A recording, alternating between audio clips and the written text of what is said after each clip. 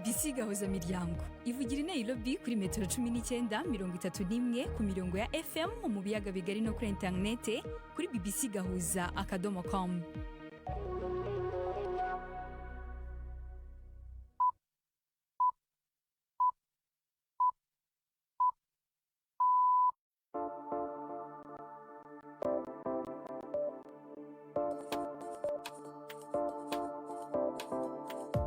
Ni saa moya n'igice z'ijoro i Nairobi, ni saa 12 n'igice z'umugoroba mu Burundi no mu Rwanda. Muri kumwe na Latifa Mutesi. Ibe byiza bakunzi ba BBC gahuza miryango mbe ikaze mu makuru yo kuri uyu wa kane tariki ya 30 ukwezi kwa karindwi uyu mwaka wa 2026.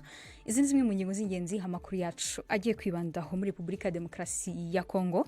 Umutwe twaje intwaro wa FDLR uvuga ko abarwanyi babo biteguye gutaha mu Rwanda. Ese abakekwaho ibyaha biteguye no kwitaba ubutabera? Turamutse dutashe mu rwatubyaye abantu bacu bose bakekwaho ibyaha nta cyatuma tutemera ko bashyikirizwa ubutabera ahasigaye kuri mukajya hagaragara. Naho mu Burundi Perezida w'iki gihugu Evariste Ndayishimiye yavuze ko ibiganiro bagiranye n'u Rwanda byarangiye nyamara ngo ibyo bumvikanye ntibirashyirwa mu bikorwa.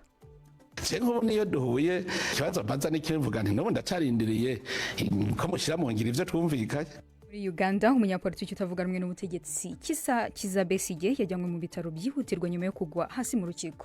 Tufite n'ikinamico urunana nkuko bisanzwe buri wa kane. Aya makuru ahagarariwe na Chansar Abimana.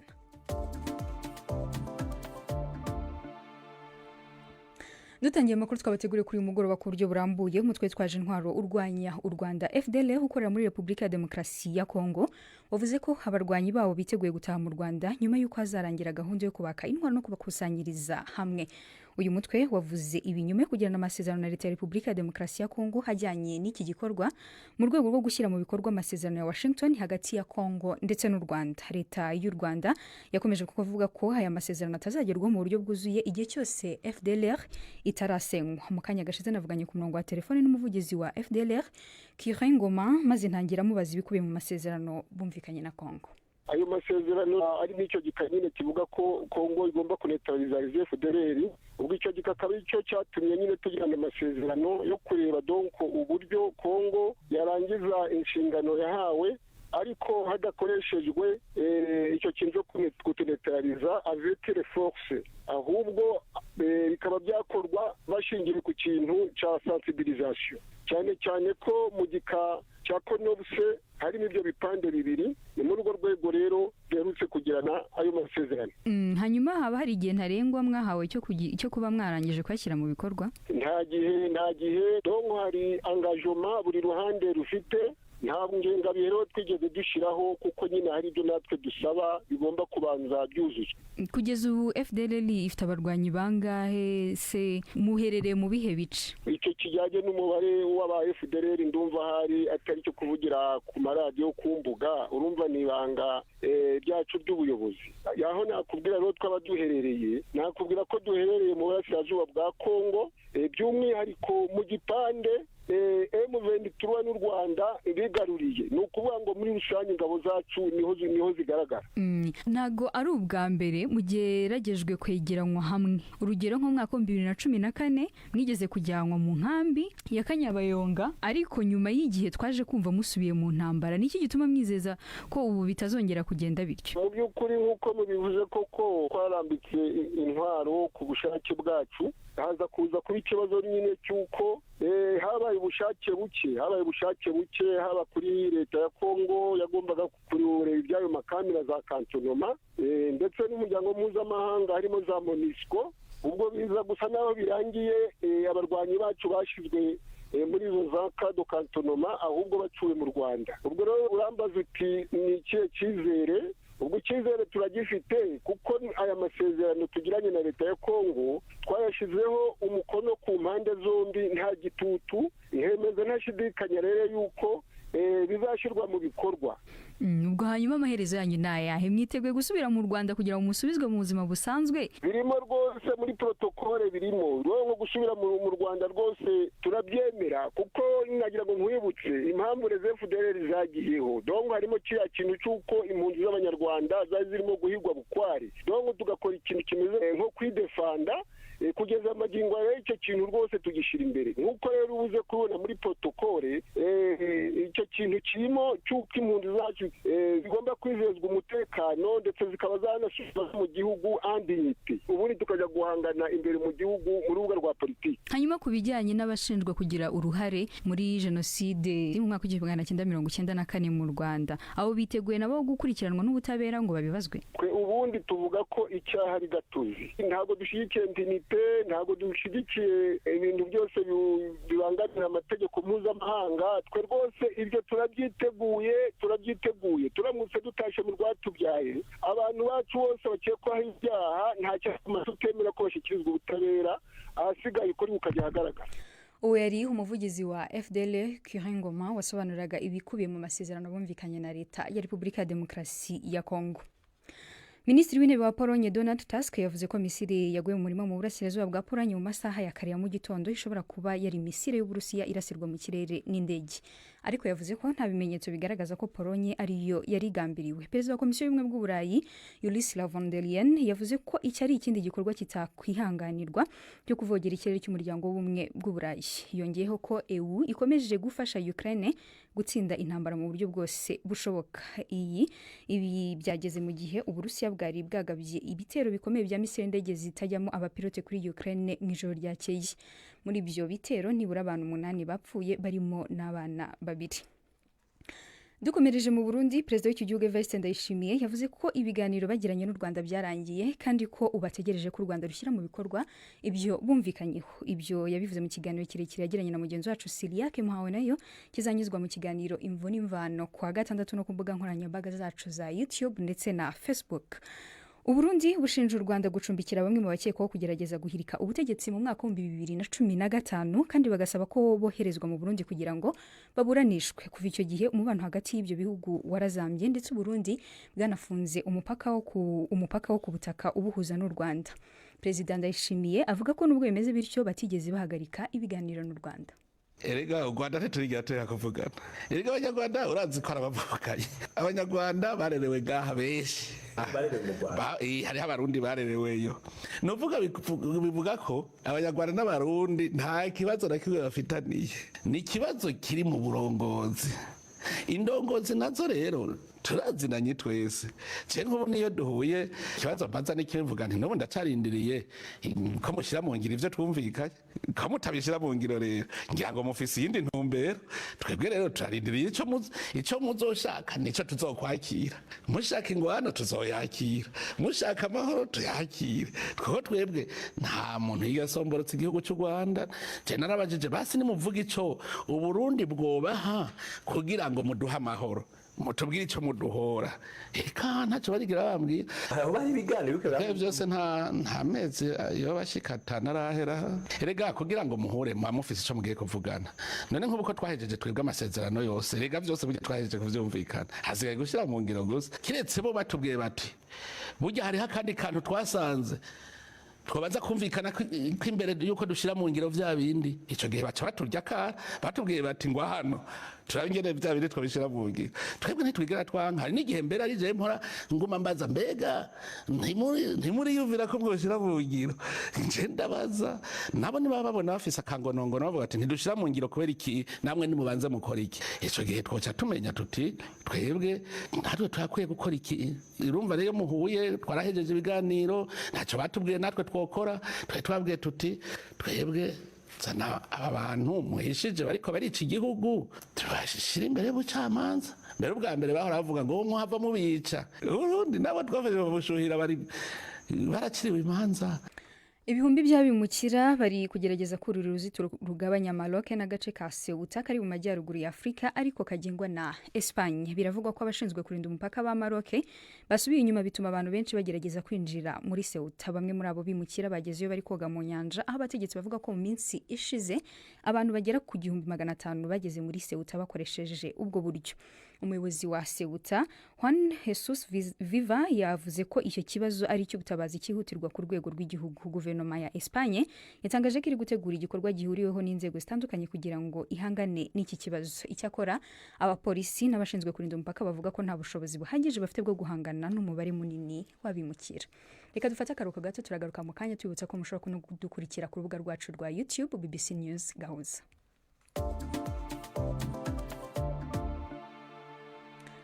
Dukomereje mu Rwanda, ubutumwa bw'akababaro bukomeje gucicikana ku mbuga nkoranyambaga nyuma y'urupfu rwa Senateri Donatille Mukabalisa. Umukuru wa Sena François Xavier Kalinda yavuze ko yaguye mu bitaro by'Umwami Faisal yaramaze igihe arwariyemo. Mukabalisa w'imyaka 66 yaramaze imyaka igera kuri 25 muri politiki, igihe kinini akaba yarakimaze mu nteko ishinga amategeko yanayoboye.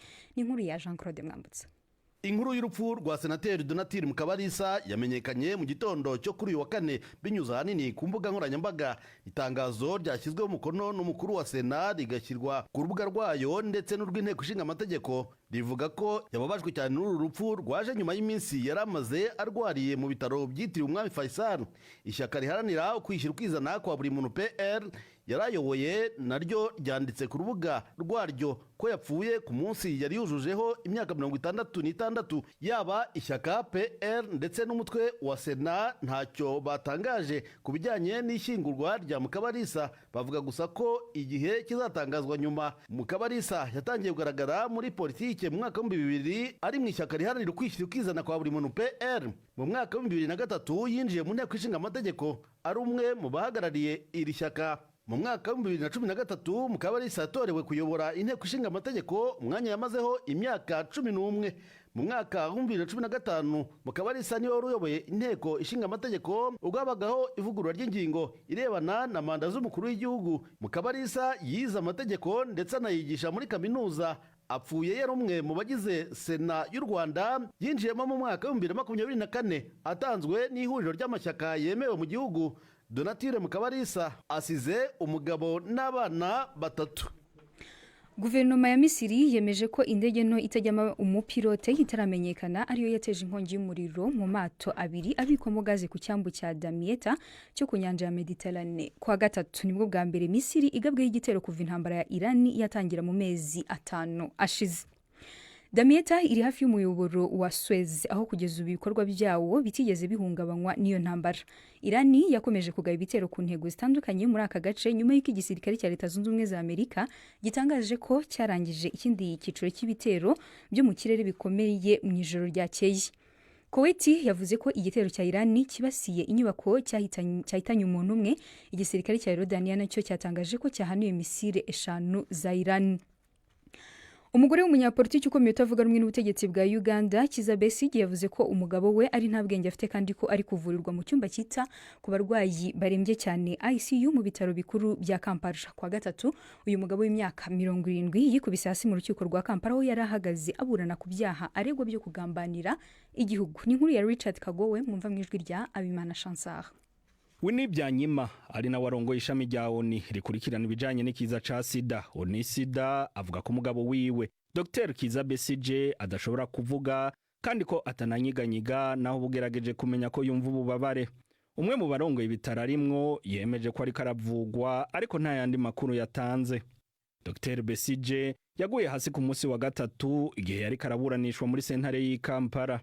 Besigye amaze hafi imyaka 2 afunzwe inyuma yo gufatirwa muri Kenya akacajanwa ku nguvu muri Uganda. Abamushigikiye bavuga ko ibyaha yagirizwa bifise intumbero za politike kandi ko gufungwa kwiwe ari kimwe mu bigize ibikorwa bikomeje byo guhiga no guhagarika abatavuga rumwe n'ubutegetsi bwa Perezida Yoweri Museveni amaze igihe kirekire ari watwara Uganda. Tugarutse gato ku nkuru y'u Rwanda n'u Burundi, aho Perezida Ndayishimiye avuga ko hategereje ko rushyira mu bikorwa ibyo bumvikanye. Minisitiri w'Ububanyi n'Amahanga w'u Rwanda Olivier Nduhungirehe yatubwiye ku butumwa bwanditse ko igihe cyavuba impande zombi ziheruka kuvugana hari ku rwego rw'inzobere za gisirikare n'iperereza mu kwezi kwa 12 mu mwaka wa 2025 ku mupaka ibihugu byombi bihana. Minisitiri Nduhungirehe avuga ko icyo gihe nta biganiro byabaye kuri abo bantu u Burundi bushaka, ahubwo ko bavuganye ukuntu n'ukuntu ibihugu byakwitwara mu ngaruka zifatwa rya Uvira. Ubu turi ku isaha 12:43 mu Burundi no mu Rwanda. N'umwanya wo kumva ikinamico runana.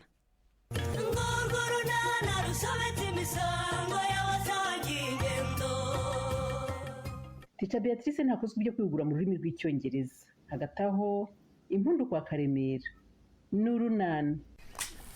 Niko se yemwe ba. Ayi. Usiko nari nitemye. Impore mukecu. Aho nukomeretse koko?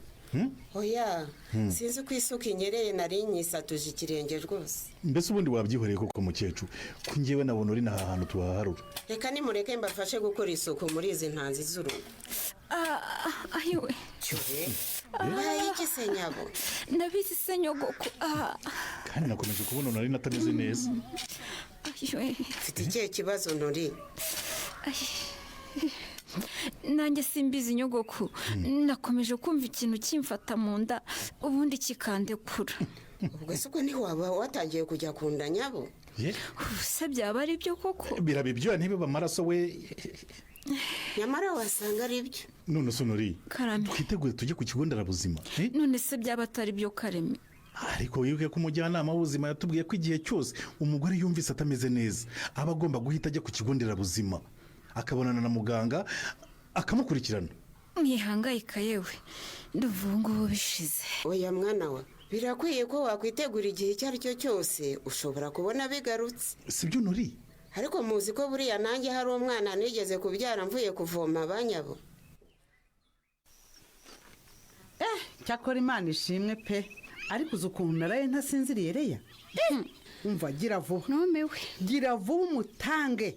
Maze abaro yimukubitisha ukakubitwa n'inkuba nyine. Reya. Maze umupfumu yavuze atanyensi yamaze kugushandikishaho inkuba. Numva umutsatsi worosetse ku mutwe ngo hwi. Umva reya. Nkugiriye inama wakaraye usubiye ku mupfumu uyu munsi. Ubuse ndasubira ya mafaranga yantumye ndayakura he koko sori? Ariko se ko mbona we ntabwo babiguteye reya. Uko ugenda n'undi gutengurwa. Umuntu baramubwira ngo niyihutire kuzana amafaranga bamutsindira umwanzi atari yamuhitana niyo mbura gasa n'inkuba ukadebeka. Urakina na ariko waretse gukomeza kubinyibutsa koko. Umva ahubwo nguriza amafaranga niba ngombwa uyu munsi ndararayo. Reka data we uramenye n'ukuri nta mafaranga nifitiye n'ukuri urumva ari amafaranga kuko angana kuri uyu mupfumu yagutumye ntayakura he muko. Ariko man ubu ndabigira nte koko nemera umuvuna muheto ngo anyesa ntange ko kankubitisha inkuba ahite yegukana Chris sorry wamfashije koko. Oya uri umwarimu kazi kora ibishoboka byose kandi rwose ubikore ku buryo bwihutirwa. Umva mfasha ugenda unsabira Tanaza yangurize basi sibyo? Ego ko Rwanda ngo Tanazi reka muko ibyo ntibishoboka pe. Icyambere cyo yahita mbaza nukumbaza icyo amafaranga uyashakira.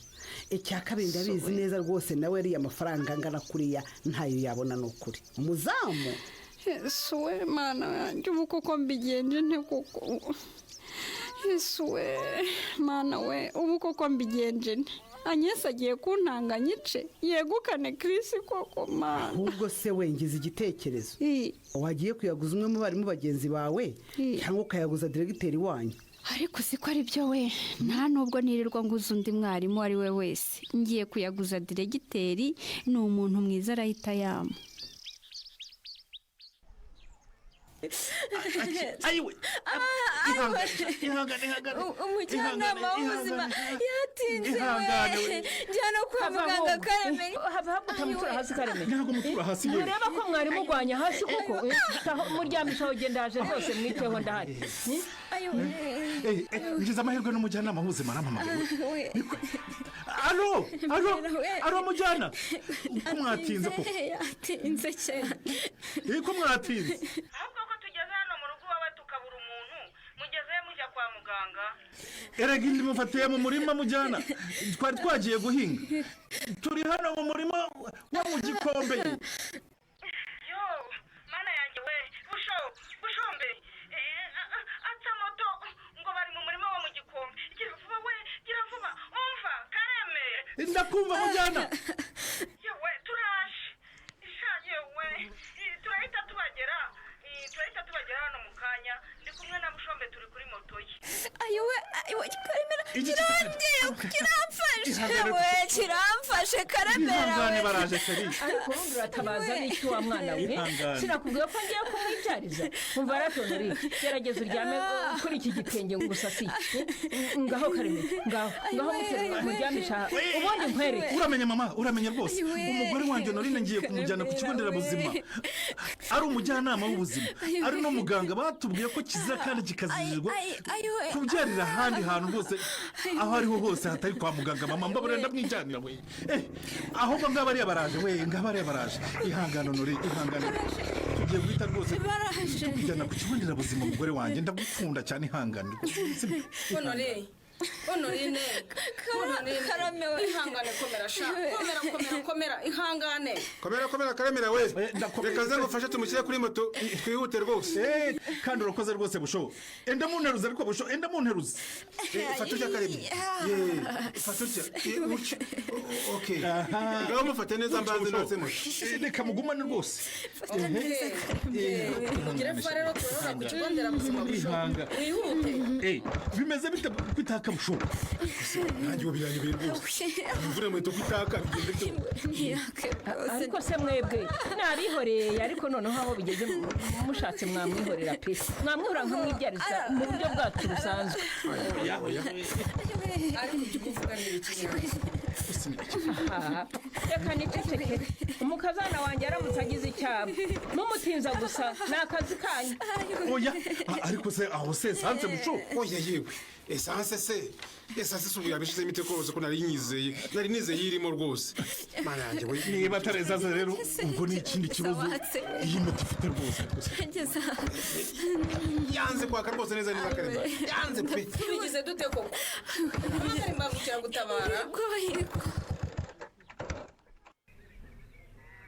cyakora babivuze ukuri pe iki bavuze ukuri se pasi ni ukuri babivuze ukuri ngo ibintu bijyaho ibindi biri kubera iki se uvuze utyo oya ndimo ndareba aka karima kangana gutya kezemo amasaka meza kandi menshi gutya nkumva ndatangaye ko si ibyo biratangaje cyane pe nawe se reba uriya murima muhana imbibi hariya hirya urabona ukuntu ari munini kubi ndawuruzi ariko wakwereka udusaka yasaruyemo ukuntu tungana ni duke cyane pe ariko aka kawe ni akarima gato kandi reba amasaka usaruyemo ni menshi ni ukuri kw'Imana ubwo se ntubona impamvu pasika impamvu ni ya yindi nyine yuko ibintu bijyaho ibindi biri hari indi se impamvu nta yindi ni uko nakurikiye inama z'abajyanama b'ubuhinzi izihe se ubwo nyine abajyanama b'ubuhinzi batwereka uburyo ubutaka buto burya nabwo bushobora kubyazwa umusaruro ngo iki urumva icya mbere ni ukubutunganya neza ukabuhingamo ibihingwa bitandukanye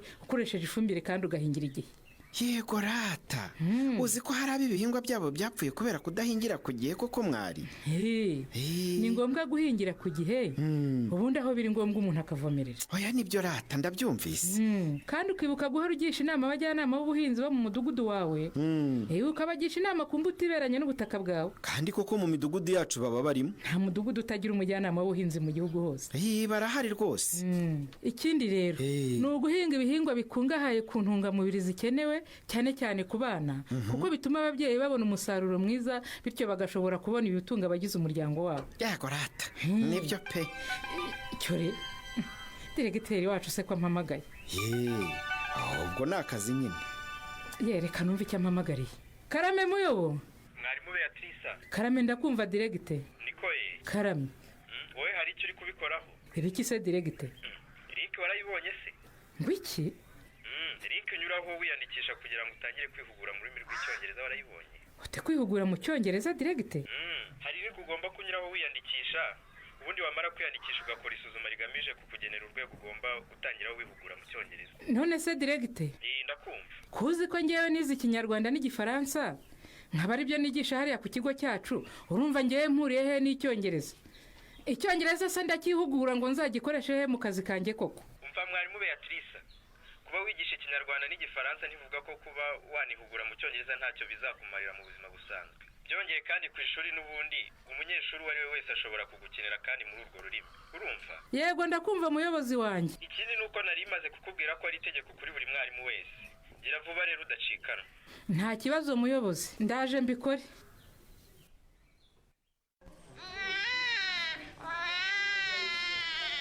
umurwaza wa Honorine ari he? Ndahari muga. Mwabyaye umuhungu. Imana ishimwe we iduhaye umuhungu. Imana we haleluya. Zana imyenda y'uruhinja tumwambike rero. Zana imyenda y'uruhinja tumwambike. Honorine shari. Ndagushimye rwose umbyariye akandi kana we bizuwe. Ngaho uhita umushyira ku ibere mubyeyi. Kuko mana aka kanya se kaje. Kano kanya kivuka rwose. Kuko mana yanjye. Hita umuha akabere.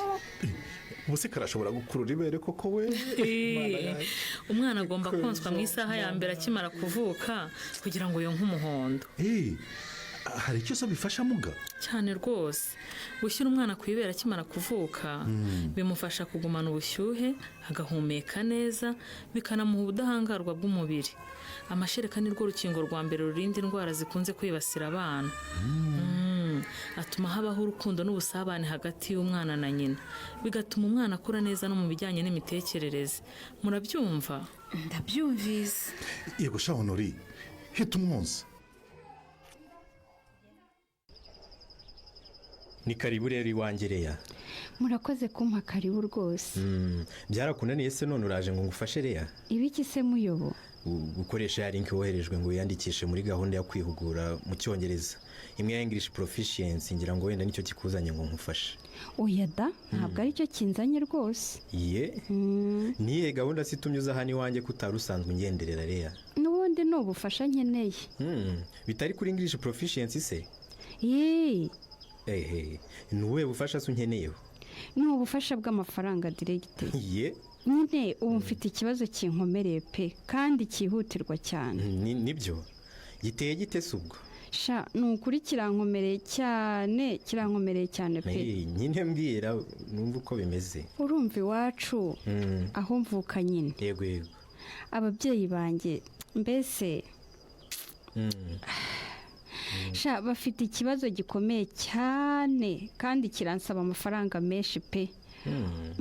Urebye muri ibi bihe by'izuba iwacu haba umuyaga mwinshi. Ubwo nyine rero serwakira yaraje ibisakambuye igisenge iragenda ikiraga mu kabande, habe no kugira n'akabati na kamwe gasigara ari kazima. Ko nta mafaranga mfite sereya we. Mana we oya mbabarira rwose. Nukuri ntumakanire direct ntumakanire. Rwose ndakakubura kandi urabizi ntacyo nakwima.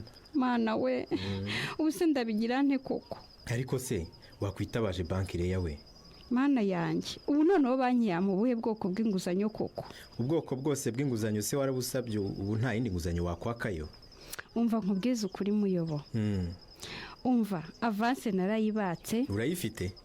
Yego emergency nayo barayimpaye.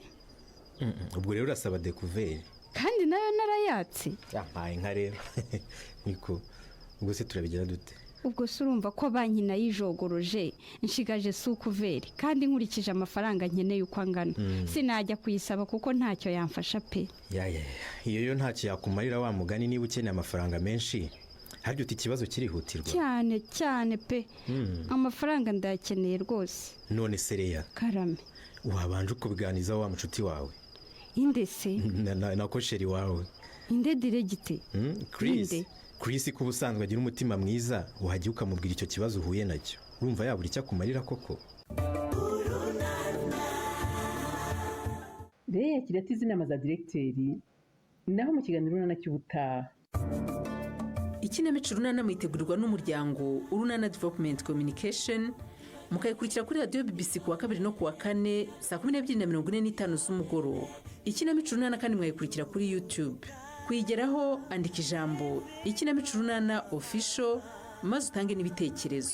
Uramutse ufite ikibazo cyangwa igitekerezo kandi wifuza kutugezaho watwohereza ubutumwa bugufi bwanditse kuri telefone igendanwa 0783 18 10 64. Mushobora kandi kunyuza ubutumwa kuri page yacu ya Facebook. Kuyigeraho no kwandika ijambo Urunana. Tubibutse ko tubagezaho ikiganiro gikuyemo ibice by'Urunana twumvise mu cyumweru. Icyo kiganiro tukibagezaho ku cyumweru saa 9:30 za mu gitondo na saa 11 z'umugoroba kuri BBC. Dusubikiye ikiganiro Urunana cy'uyu munsi naho butaha.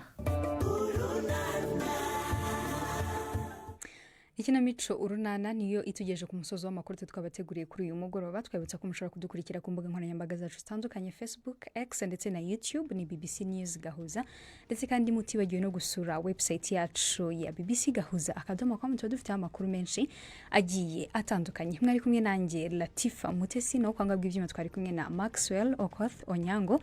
Aya makuru yarahagarariwe na Chansar Abimana.